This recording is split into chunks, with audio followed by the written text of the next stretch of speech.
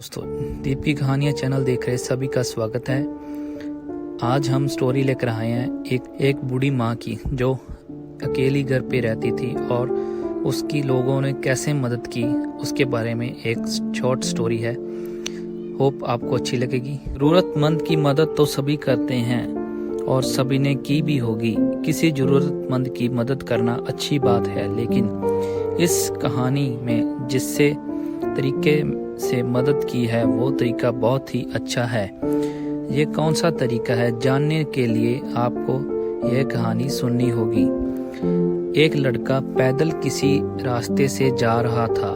उस लड़के ने देखा कि सामने वाले बिजली के खंभे पर कागज की पर्ची चिपकी पड़ी है और उस पर्ची में कुछ लिखा हुआ है। वो लड़का थोड़ी नजदीक जाकर पर्ची में क्या लिखा है वो देखने लगा। उस कागज की पर्ची में लिखा था, कल इस रास्ते से गुजरते वक्त मेरे 100 रुपये कहीं गिर गए थे। मैंने ढूंढने की बहुत कोशिश की लेकिन मुझे वो नहीं मिले।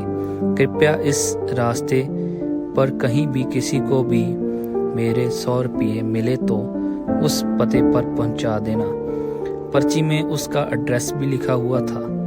लड़के को यह पर्ची पढ़कर उस एड्रेस पे जाने का मन करने लगा। वो लड़का उस एड्रेस पे जाने के लिए आगे बढ़ने लगा। उस एड्रेस पे जाकर लड़के ने देखा कि वहां पर एक झोपड़ी है। लड़के ने बाहर से आवाज लगाई तो उस झोपड़ी में से एक वृद्ध औरत लाठी से सहारे बाहर आने लगी। लड़के को पता चल गया कि वह वृद्ध औरत सिर्फ अकेली ही इस झोपड़ी में रहती है। वो लड़के ने उस वृद्ध औरत से कहा कि माँ जी, आपके 100 रुपये जो गिर गए थे मुझे मिल गए हैं। ये रहे आपके 100 रुपये।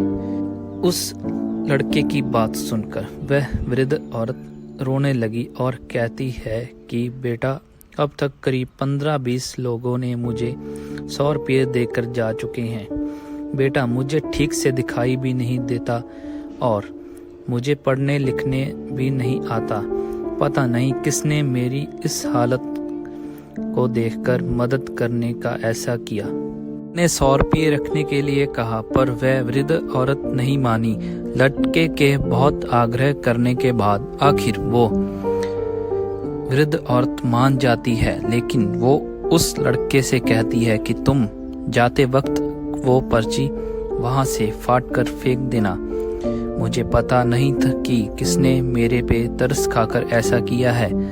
लड़के ने कहा, माँ जी, आप इस बात की फिक्र मत करना, मैं वो पर्ची फाड़ दूंगा। अब वो लड़का उस वृद्ध औरत के घर से निकल जाता है।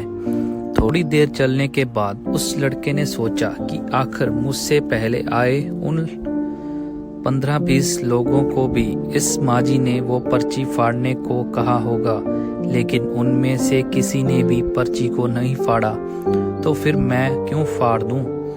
वो लड़का उस पर्ची को बिना फाड़े ही वहां से चला जाता है। उस लड़के के मन में उस व्यक्ति के लिए बहुत ही आदर और सम्मान था जिसने ये तरीका ढूंढा था और इस जरूरतमंद वृद्ध औरत की मदद की थी। मॉरल, हमारे मन में सिर्फ किसी जरूरतमंद के मदद करने की इच्छा होनी चाहिए, क्योंकि मदद करने के तो बहुत सारे तरीके होते हैं। हम किसी भी तरह मदद कर सकते हैं। ऐसी और शॉर्ट स्टोरीज सुनने के लिए हमारे चैनल दीप की कहानियां को सब्सक्राइब कीजिए, वीडियो को लाइक कीजिए और शेयर कीजिए। Thank you.